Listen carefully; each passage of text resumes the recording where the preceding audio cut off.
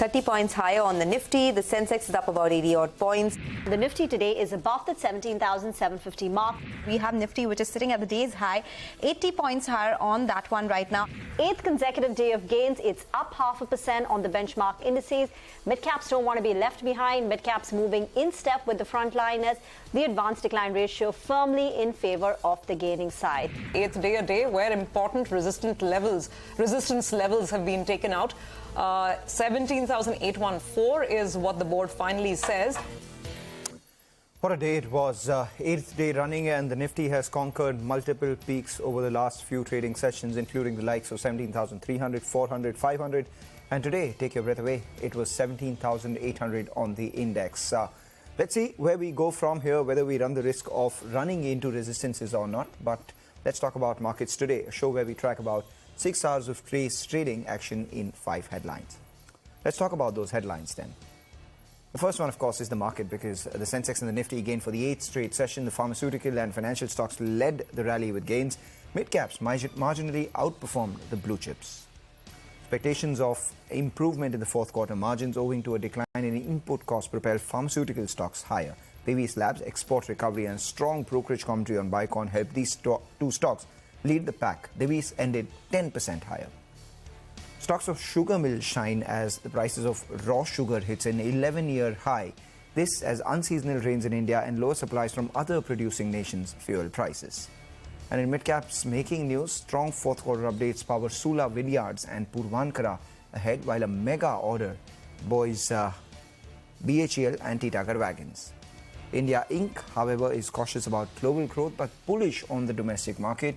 Industrialists KM Birla, TV Narendran, Venu Srinivasan and Sanjeev Bajaj say the global economy remains fragile, but India will continue on its growth path. They expect the focus on infrastructure to keep the economy resilient. Let's tell you what we have on the show for you in Store and Market Opinion. We have Atul Suri, CEO of Marathon Trends PMS, and in Big Corporate Voices, Sanjeev Bajaj, the CMD of Bajaj Finserv, TV Narendran, MD of Tata Steel, among all the others that we have. So let's take it straight without further ado to the markets, the day's trading action. Stock markets rose for 8th straight session with the pharmaceutical and financial stocks leading from the front today. The Sensex gained over 200 points, crossed past the 60,000 mark. The Nifty too was higher by about 0.5%, crossed past the 17,800 mark. And on the day where the mid-cap index saw its weekly options expiry, the mid-cap index outperformed with nearly 3 stocks advancing for every 2 that were declining. For more details, Surbhi Upadhyay joins in with the wrap.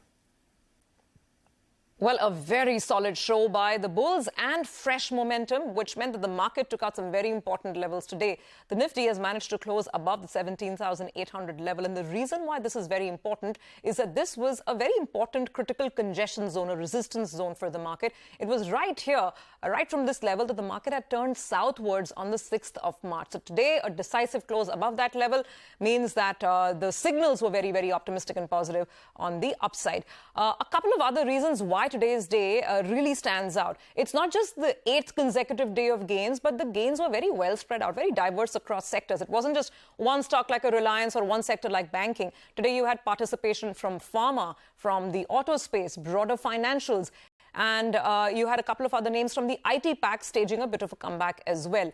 The broader market, the mid-cap universe did very well. The mid-cap index actually outperformed the Nifty with a gain of almost 0.7%. If you look at the Nifty contribution itself, or the list of gainers, it'll illustrate that point on diversity that I'm talking about. So you have, of course, a Divi's, which did extremely well today, 9% up on that stock. A Cipla. You have a couple of IT names like Infosys, TCS closing up 1% ahead of its numbers, and auto names like Bajaj Auto continuing to make fresh 52-week highs. In fact, the only sector that was down today was FMCG, with some names like an ITC and Nestle, which were down between 1 to 1.5%. Now, what next? The market has ended the day on the premise that it will wake up to softer inflation numbers, both in India, CPI numbers, which we'll see later in the evening, and, of course, US inflation, which comes out later tonight. Also, in case TCS can come out with positive commentary and can sound a little more optimistic than the very disenchanted view on the street, that could lead to some short covering and perhaps even fresh buying in the IT space. And IT could start emerging as a bit of a support pillar for the market. So all in all, good session, strong momentum, setting up for what looks like a very interesting end to the week. Absolutely. So let's talk about some market opinion coming in. Atul Suri of Marathon Trend says that it's a perfect time to identify the leaders of the next bull markets, and he believes that it's the best time to bet on capital goods. He believes, would be the leaders of the next bull run. Let's listen in. These sectors and themes not only make money for you in the short run, but I feel they become very big leaders of the next bull market. And this is a great time to actually do that, transition in your portfolio. Most people are sitting with the leaders of the last bull market. Every bull market throws new leadership.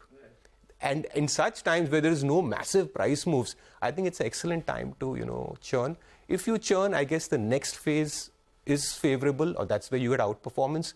If you don't, you will say that, okay, the market's going up, but my portfolio is not going up. So even among cap goods engineering, it's a very big segment. You'll find that electrical equipments, right? Now, you'll have to actually figure out, now, what is that? That's something very simple. Anyone can do. But you'll find that even in that, electric equipments is something that's doing very good. Okay.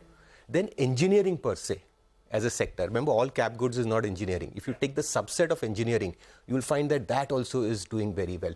So you'll find that there are some themes. But the important part is that most of these themes are pointing towards the industrials. All right, let's talk about the second headline now. But the biggest gainers, the pharmaceutical stocks in the pink of health today, as decline in input cost increase expectations of improved margins in the fourth quarter.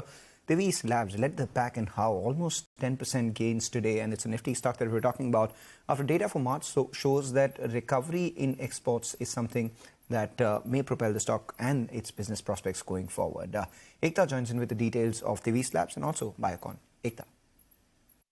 The company is really reacting to export data ex-molnupiravir for March, which has shown a recovery, and is a piece of data which is followed very closely in terms of the sell-side analysts in the past couple of months. So it is indicative of the fact that in March 2023, they generated around $92 million in terms of export data versus around $70 million year on year. This is the highest that we've seen since Jan 2021 and is higher than the run rate of around $50 to $60 million that we've seen in the past couple of months. Now, the key point is that there is a bump up, which is likely by higher custom synthesis sales, supplies of an API drug, which is basically to Novartis, which is used for heart failure, and that could have contributed as much as $15 to $17 million in the month of March. Remember that March generally could be one of data. We could see a push due to year-end sales, so one needs to see whether or not it is sustainable. But despite it being lumpy, it is indicative of the fact that maybe there could be a recovery which is taking place in Divi's sales ex of molnupiravir. Remember, the stock has also fallen quite sharply, over 30% from its 52-week high. At one point in time, it was really a darling of all of the investors, especially during COVID-19, and that possible interest is now coming back. There is also, remember, their margins, which the street will watch quite closely. In Q3, it had fallen quite sharply, so a Q-on-Q recovery and sustainability of the margins is something that the street would watch quite closely. Well, yes, for Biocon, there are two brokerage notes which have really aided sentiment today. So I'll start with BofA, which has a buy, but they've cut the target price to 330 versus 390. According to them, the risk-reward seems favorable at current levels. The concerns of a biosimilar market being like a generics market is also unwarranted. This other note on Biocon is by Bernstein, which has an outperform rating, target price of 299. There are some highlights from a webinar which was held with the Biocon Biologics leadership team. This includes that the Viatris deal is to play the long-term biosimilars market. Integration did not require much rationalization. Management is looking to raise funds, but with the right partner at the right time.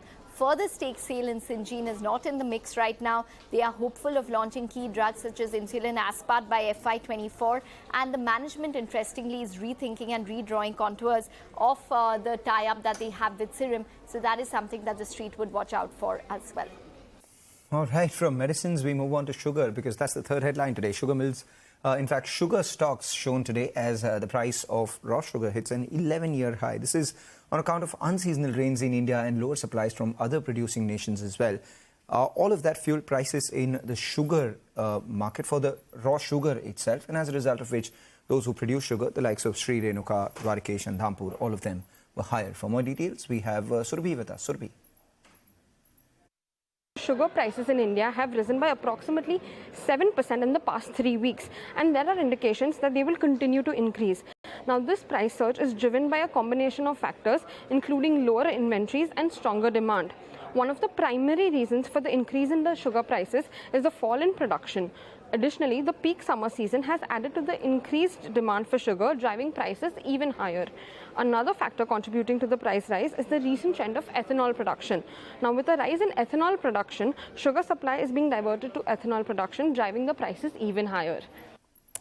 Come back, you're still watching us here on Markets Today. We've spoken about the pharmaceutical stocks, the sugar stocks, and the markets on the whole, and they're pretty sweet today, 17,800 on the Nifty. So let's talk about something else. We have wine on our minds. Sula Vineyards surged over 9% in trade after the company witnessed a 15% jump in their own brand sales in the fourth quarter. This is the quarterly update that the company gave us.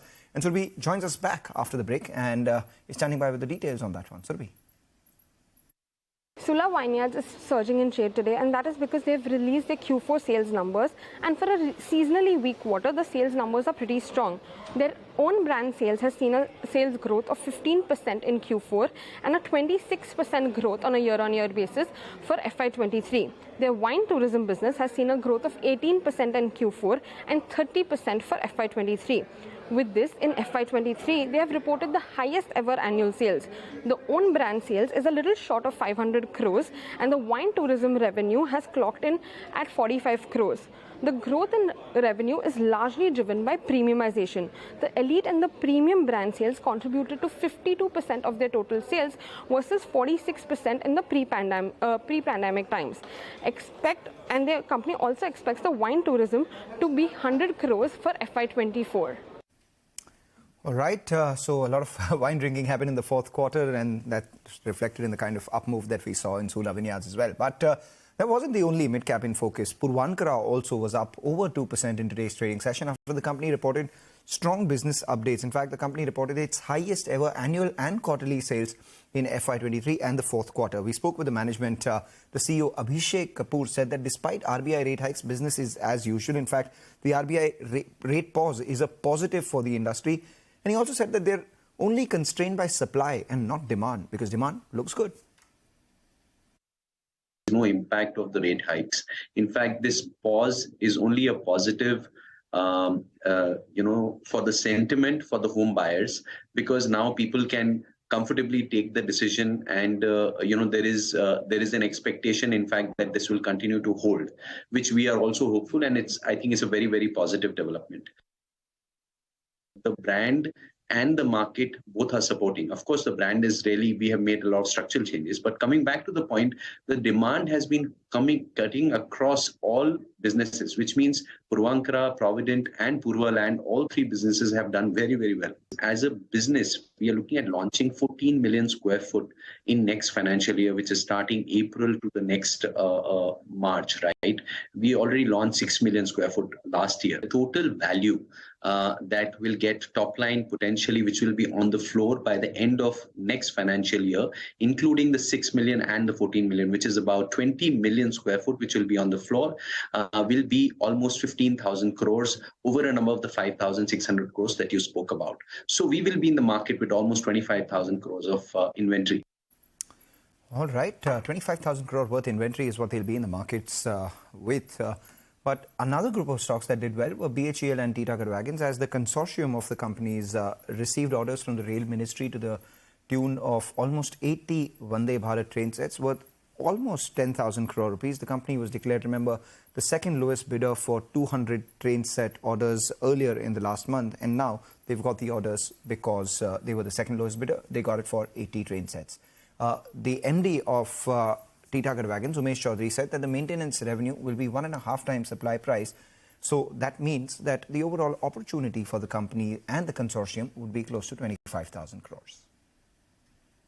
It is the same tender. It was a tender for 200 trains, and the tender stipulated that the L2 bidder would get 80 trains and the L1 bidder would have gotten 120 trains. So we were the L2 bidders and we got the 80 trains arising out of that. Our share is about 52% to be precise, we're about 52%, and this is on an overall basis. So yes, it is on the supply and the maintenance part of it. supply portion is about 120 crore per train.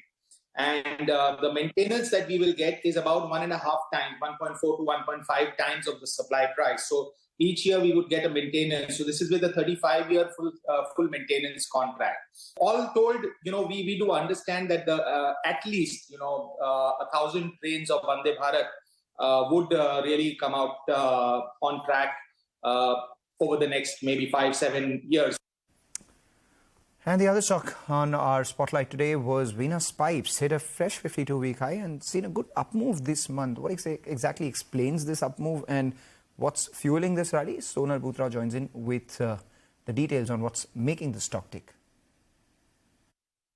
That's right. Venus Pipes is the stock that I'm tracking today. Hit a 52-week high. This month itself, the stock is high by 12%. And remember, it's a new listing, listed back in May 2022 itself at an 8% premium and a price of 351 rupees a share. And since then, it has seen a massive move from those levels. Now, the news in this stock is that a reputed investor, Ashish Kacholia, has bought 4 lakh shares, and that is at a price of 750 rupees per share. The seller is Nuvama Wealth Finance Limited, that has sold around 1.38 lakh shares. As I said, it is a newly listed company. So let's talk about what could have been the reason why a marquee investor has put in money in this particular company. The company is a manufacturer of stainless steel pipes and tubes. And if we look at the financials in the last couple of years, it has seen a tremendous improvement. So in FY20, revenues were around 170 crore rupees. It has come up to revenues of around 390 crore rupees. Margins from levels of 7% in FY20 are now at levels of 13%. So that's a big jump, almost doubling of margins from lower levels. Profits too have seen a substantial growth. From 4 crores in FY20, now they stand around 32 crore rupees in FY22 itself. Not only a domestic buyer putting in money here, even FPI share has increased from September to December quarter as well. We are yet to get the March quarter numbers. We have not had the conversation with the company in a long time, but the last time we did speak to them, they sounded very bullish. They said the revenue growth for FY24, FY25 should be at a rate of 40%. They see FY24 EBITDA margins higher by 400 basis points. The current market share is 5%. They have a lot of expansion plans, post which market share could go up to 12 to 15%. Going forward, promoters could also increase their stake in the company, and the export contribution will double to 20%. Right now, it's around 10%. So fundamentally looks good, and the management commentary is strong as well. Possibly the reason why the stock is in focus. 7% higher on Venus Pipes on the back of a marquee investor entering the stock. But let's move on to the fifth headline today, and this is all about India Inc. because they're cautious about global growth, but bullish on the Indian domestic market itself. And there were a whole host of industrialists we spoke with, K.M. Birla, T.V. Narendran, Venu Srinivasan and Sanjeev Bajaj. All of them echo the sentiment that the global economy still remains fragile, but India, irrespective, will continue on its growth path. They expect focus on the infrastructure to keep our economy resilient. Let's hear all of them out. Very clearly, we are in a period of global uncertainty and a fairly extended period, and we still don't see the light at the end of the tunnel.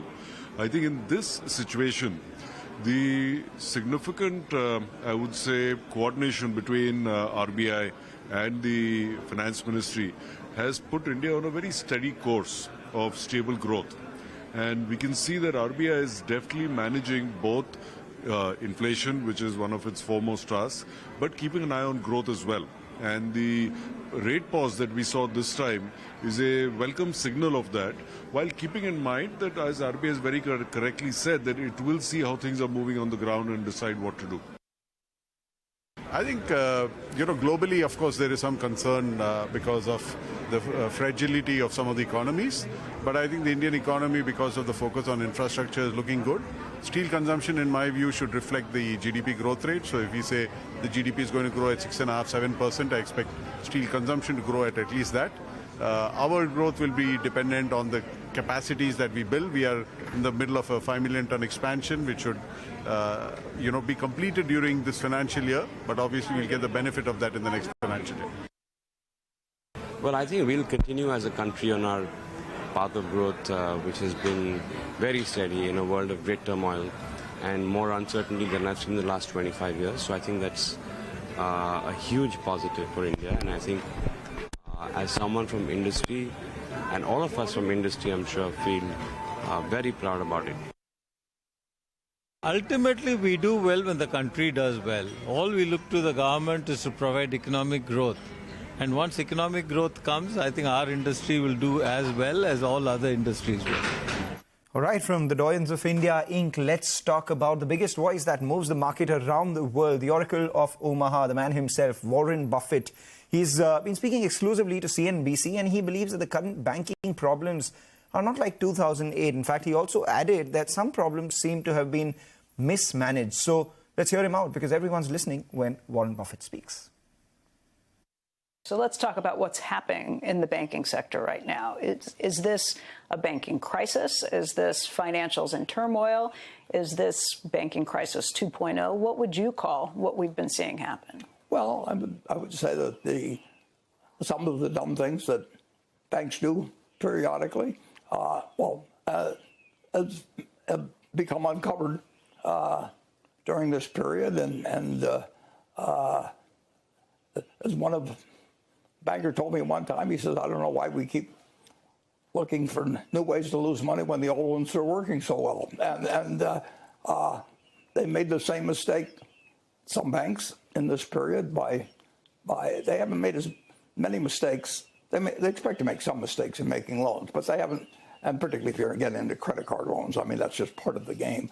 But they haven't made the same sort of mistakes that they made back in 2008 or 9. But they have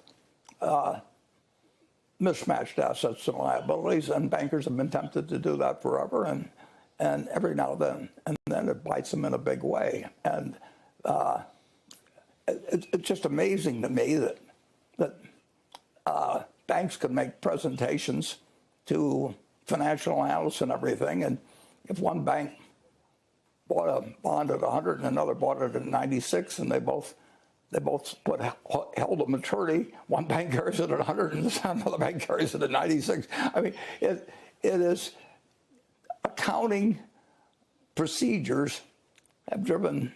All right, with the Oracle of Omaha making his comments, we'll wrap up on this edition of Markets Today. Thank you for watching. Stay tuned to CNBC TV 18.